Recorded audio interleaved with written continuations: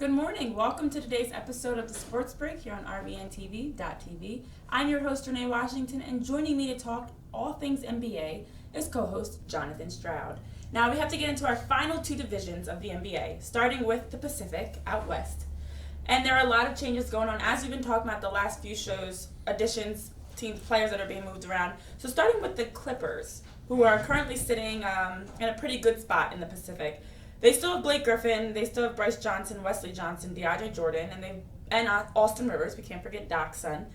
And they also brought in Patrick Beverley, Sam Decker, Willie Reed, Thornwell from South Carolina, who's a rookie. Right. And they lost Jamal Crawford, Raymond Felton, Paul Pierce, J.J. Redick, and, of course, Chris Paul.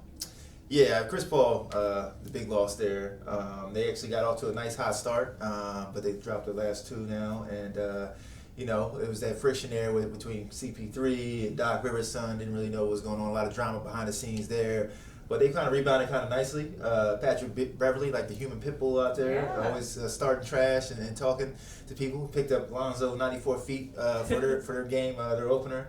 So I mean, I didn't think they were actually going to start off this good, but they look like a team to be reckoned with in the West. I mean, Danilo Gallinari adds a nice little element as far as outside shooting to the team. Blake Griffin is really going to be on him to be that guy that everybody thinks he can be this year, and kind of just take his game to the next level. So I think it's all on his shoulders, and it's his team now, him and DeAndre Jordan. So yeah, and we've even heard Blake Griffin saying that, and I think we've seen it a little bit in these first 6 or 7 games. He now has more space, as he's saying, without Chris Paul. It allows him to just be able to play his game. And we've seen the last few years, he's had injuries. He's missed a lot of games. And he's had games where he was playing, but he wasn't really there. Right. So now he's really saying without CP3, who apparently, wasn't as great of a teammate as we may think, that leaves more room for him to be able to do what he has to do. Yeah, it wouldn't be LA if it wasn't so much drama going on out there. So I guess, he's chapping, like I said, we had Doc Rivers' son who was chirping a little bit, and they were saying Doc Rivers, maybe he plays a little bit too much golf out there. Was he the right guy for the job? But I mean, like I said, the pieces that so far have come together for the Clippers, and I think they will, have a seat at the table when it's all said and done as far as the playoffs are concerned. But Blake's got to stay healthy. DeAndre Jordan's got to keep doing what he does in Lob City. Right. So I really like Beverly's game. I think he's that guy who brings that character to the team. Yeah. Same type of person, not a CP3 as far as getting guys grills and making sure they're going to be playing some strong defense. Yeah, and I think so far I'm impressed by the way the Clippers are playing. And then we also have a team that's at 500 right now, and that's the Suns.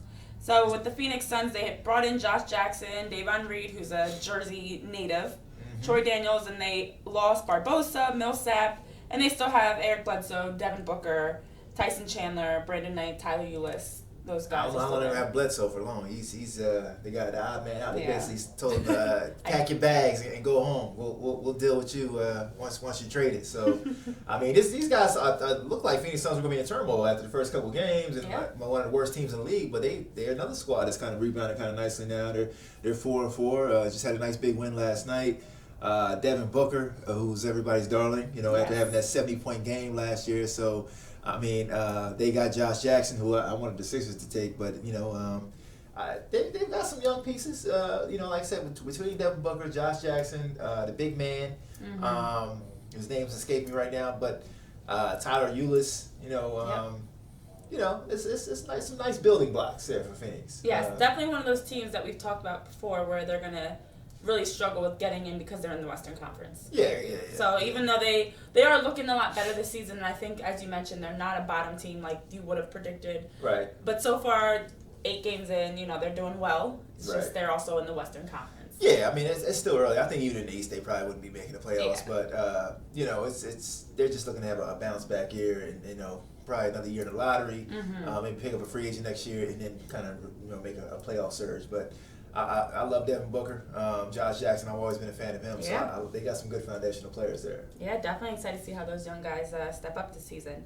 So in Sacramento, we have the Kings, and they brought in De'Aaron Fox, Vince Carter, old and young, Zach Randolph, Justin Jackson, George Hill, and they lost Darren Collison, Tyreek Evans, who we talked about has been all over the place, Langston Galloway, Rudy Gay, Ty Lawson, and they still have Buddy Hield, Malachi Richardson, also a local, and company. Right. It's one of those teams that got dragged through the mud last year after that Cousins deal and then Vlade Divac, who always seemed like he's getting taken over a D for a trade. Sixers got him with the deal with Stauskas a few years back. So they made some interesting moves over the offseason where they brought all these vets in where you thought they were kind of going into tank mode, but Vlade says no, we're not tanking. We're going to I'm going to prove to you we're going to be. I think he made a guarantee that they were going to be in the playoffs, if not this year, but next year. So.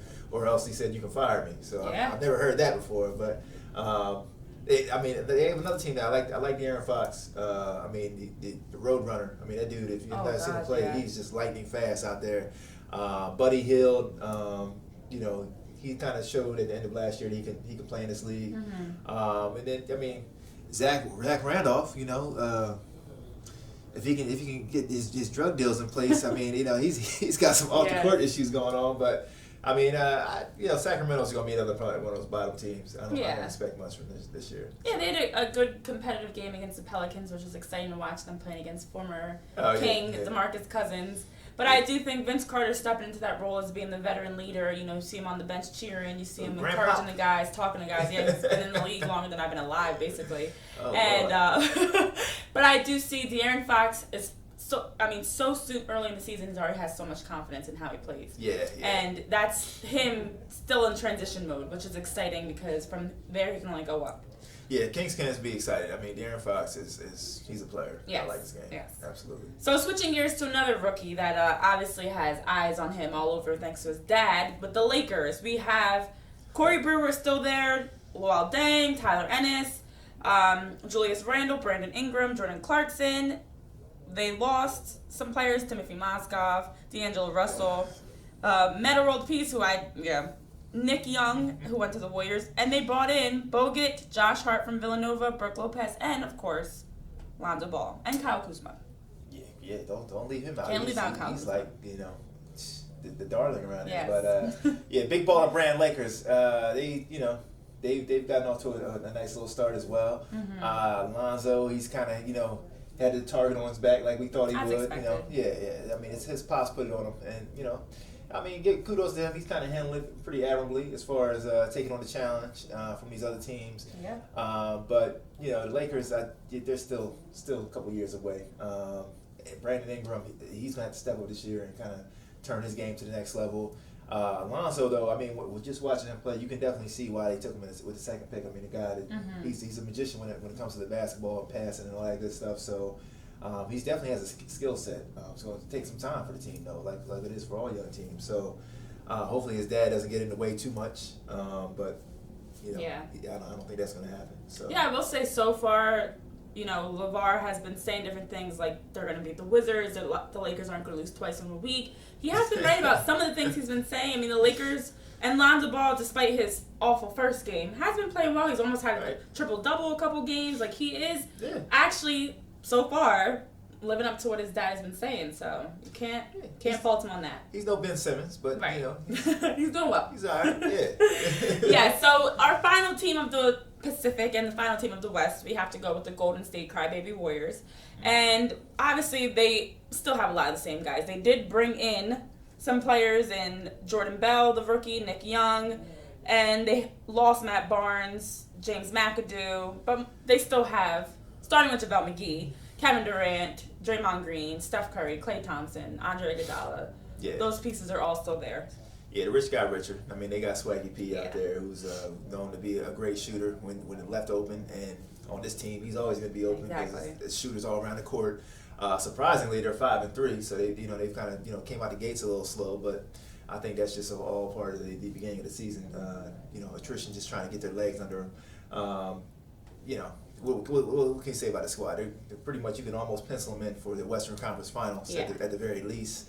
And unless OKC can really take it to them, as I'm predicting, as far as OKC being the biggest threat, you're probably gonna see Golden State again in the finals this year. Yeah. They, barring an injury, everything is in place for these guys. Yeah, we've seen them having some different emotional issues, I guess you can say, with technicals, and Draymond Green most recently when they played the Wizards getting ejected, and Kevin Durant with his ejection, Steph Curry his ejection, throwing and mouthpieces and still not getting suspended. So I mean, listen, you got a fine, which for them is like pocket change. I guess we got Curry rules in place like we had for Jordan back then. Because any other player, he would have got suspended the game for throwing a mouthpiece at a referee. So definitely. So switching gears to the Eastern Conference as we breeze through these final teams. Starting with the Bulls, they still have Robin Lopez. They have Portis, Denzel Valentine. They lost Jimmy Butler. Michael Carter-Williams, and they brought in Ryan Arcidiacono, Villanova grad, Chris Dunn, also, Justin Holiday, Zach LaVine, and most recently we've been hearing about their fights. That's the biggest news I think we've heard about with the Bulls. Yeah, the Bulls, they can sign up for Friday night fights because apparently Bobby Portis has a one-hitter quitter that is not to be messed with out here. I mean, it's I don't know what's going on over there. I mean, you got the guy Milicic now saying he don't even know if he wants to play in the NBA anymore. I'm like, man, this dude really laid it to him. It seems like it was a sucker punch from everything you hear around the league, but I mean, they're just a team in turmoil. I mean, don't expect much from the Bulls this year. And I mean, I like Denzel Valentine as far as his game, as far as that trade that they made in the offseason. I don't think got enough for Jimmy Butler, which in today's NBA, you're not going to really get equal value for players, but I didn't really see a significant piece being brought back in that trade. No, I agree. And again, at 1-5 or whatever the record is, the biggest thing that we've heard about them is the fights between the team, which you never ever want to hear about. So we're moving on from them. And then we have the Pacers who lost, most notably Paul George, but also Jeff Teague, C.J. Miles, Lavoy Allen, Raheem Christmas, and then brought in Corey Joseph, Victor Oladipo, and TJ Leaf. So you sound real excited about this. The Pacers, bro. The Pacers are actually at number one in the division right now. 5-3. Got your Cavs looking up at them. Oh, man. What I mean? And actually, they just took a whipping to the Cavs last night. So, anything you want to say about that? It's early. That's all. I'm not really worried. The Cavs regular season versus the Cavs postseason is like night and day. So they don't care where they're seated, and we might as well shift gears into the Cavs. I won't save them for last. We'll shift gears. So the Cavs obviously bringing in Dwayne Wade and Derrick Rose most notably, and Isaiah Thomas. Those different pieces. Jay Crowder. They're still working on things. They're still trying to figure out their identity. Obviously they are, because they had a players-only meeting 8 games into the season. I think that's unheard of. Has anybody ever heard of an 8 players-only meeting? No. Do you need to talk to LeBron? What's going on over there? Players-only meeting, LeBron is the coach, basically, and he's leading it. And after the meeting, they get blown out by the Pacers. So, dude, I don't know. Well, the Cavs right now, they still have LeBron, Kevin Love, Tristan Thompson, Shumpert, Smith, Kyle Korver, Channing Frye. They still have these guys in place, but bringing in so many different pieces and having so much depth now. A lot of excuses. They have to figure things out. And they have been saying their defense has been lacking, and it has. And that's why they're losing games. Defense has definitely been lacking. Their offense there, their defense is not. When I come into the season, I thought they were the deepest team in the league. I still stand by that. Still say they're a deep squad, but, I don't see Boston struggling right now. They're 6-2, and they've had some changes too. So that's just saying. I think what we're seeing here is the Cavs have guys who are used to being, like a Dwayne Wade with the Bulls had to do a lot more than he has to do with the Cavs. So you have guys whose roles are changing, and there's a lot of depth there because there's a lot of talent. Right. But now it's figuring out if you're Jay Crowder, if you're Isaiah Thomas is getting healthy, these different guys that are stepping in that are used to being the go-to guy, and now you're just one of 10, 11 strong players. Mm-hmm. How do you fit into that role? If you're coming off the bench and you're used to being a starter, how do you fit in? That's fair. And I won't judge the Cavs until IT comes back from injury, really, because, that's really their second best player. That's true. Dwayne Wade, although he can still give you, some points and, be that significant player, he's not the guy he used to be. So IT coming back, once and I can see that he's fully healthy, then I'll truly judge the Cavs. But right now, they are struggling. They are. I will be honest, they are. We're moving on. All right, so out in Milwaukee, we have the Bucks, led by the Greek freak, Giannis Antetokounmpo. You got I've been practicing it. You said it. So they lost the great Michael Beasley, and they lost Spencer Hawes, but they did bring in DeAndre Liggins, DJ Wilson, Gary Payton II, Sterling Brown, and they still have the Greek freak. This team's like the Monstars, and they got a bunch of long, tall players, the Greek Freak, Thon Maker, Middleton. It's going to be a scary team to be reckoned with for years to come. I mean, Greek came out the blocks averaging 36 points a game, so he's saying that already he's not to be messed with in the league. So, Milwaukee, I think they're going to be fighting for a top 3 seed when it's all said and done. And if Jabari Parker can get his health problems in order, I mean, this team's really going to be taking off. So, I like Milwaukee. They're going to be, a team to be reckoned with. Yeah, I think they've got a good supporting cast. Even former Cavs player Matthew Dellavedova's there. You have Jason Terry. So they have a good range in terms of experience and having some good veterans. Right. And they also have an up-and-coming Giannis Antetokounmpo who is honestly at such a young age, and he's so underrated. Right. His growth is tremendous. Like how much room he has to continue to develop. Every game you see it, you see special plays where you're like, he's going to be a top player.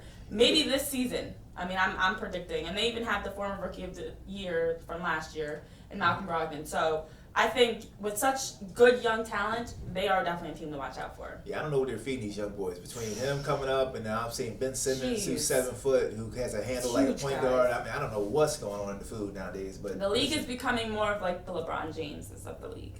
What? Is that where she just took it? I did. Guys that are 6'8" and over that can play all positions. Has to come back to prime. But it's a change in how we're playing. There's not just a small guard like an Allen Iverson type, it's positionless basketball. Speedy Claxton type guard, and then having the Shaqs and those types of players. You have a player that can play all 5 positions that can, match up with the guys in the block and then go out and handle the ball. That can get the rebound and then bring the ball up. The game is changing. I'm not gonna say anything. I know you had to get your LeBron love in for this show, so I'm excited because I like that. It's a much more versatile game now. It's not just a typical 1 through 5. You have a 3 that can play all positions. That's true. That's the way. Kevin Durant. You see it now. It's happening. Even Russell Westbrook. You're right. We don't have the traditional, the point, the shooting guard. Everybody's just coming in, put the ball up and play. Right. So the final team in the Central Division, and they are also sitting at number 1, tied with the Pacers. I never thought I'd say this. The Detroit Pistons. Mm-hmm. So at 5-3, they are number 1, but they still have Reggie Bullock, Andre Drummond, Tobias Harris, Reggie Jackson. They lost Darren Hilliard, Gabinjani, whose name I can never say, Marcus Morris, and then they brought in Avery Bradley, Langston Galloway. And they're 5-3 right now. Blue collar city, blue collar team. I watched this team play against the Sixers the other night when they took an L, and it's just they have some pieces around there that it's not one star. I mean, you got the Reggie Jackson, Andre Drummond, who's going to get you some boards, but Stan Van Gundy has these guys playing hard every night. So you just can't think you're going to walk over Detroit. I mean, they were fighting for 8th seed last year. They brought in some pieces with Avery Bradley, who's a nice player who plays defense, and I think they're going to be fighting for the 8th seed again this year. You just can't take them lightly. They're going to bring it to you every game. So yeah, and now that we've gone through all of our teams, I will say that across the board, being that we've gone through all the teams and rosters, and we are now most teams have played 6 to 8 games under their belt. And we're seeing how things are starting to measure out. The league is exciting. There's a lot of talent across the league. A lot of good rookies came in. A lot of good changes that were made. And you don't just have, the top team from each conference. Now I don't know who's going to be the number 1 seed. And there is more competition to at least compete for those top 8 spots. Yeah, that's true. And what I'm noticing now is the East is kind of more open than we thought it was going to be, especially with the injuries to Hayward. Right. Cavs now looking like they're going to be a supreme team. Players only meetings and stuff like that. So I mean, listen, look out for the, teams like Milwaukee and even my Sixers to kind of make the jump on up in there. So, always got to put the Sixers in. But yes, there are young, up-and-coming teams. It's the difference a week makes. Last week I was ready to go see a doctor after that Houston loss, but now we're 4-4 and all is well. So on that note, I'm excited for the season. I'm so happy that the NBA season has finally started. I know you guys are too. We are unfortunately out of time, but you can always find us Tuesday, Thursday, and tomorrow we'll be back 9 a.m. right here on rvntv.tv. I'm your host, Renee Washington, joined by Jonathan Stroud, and we hope you have a great Thursday.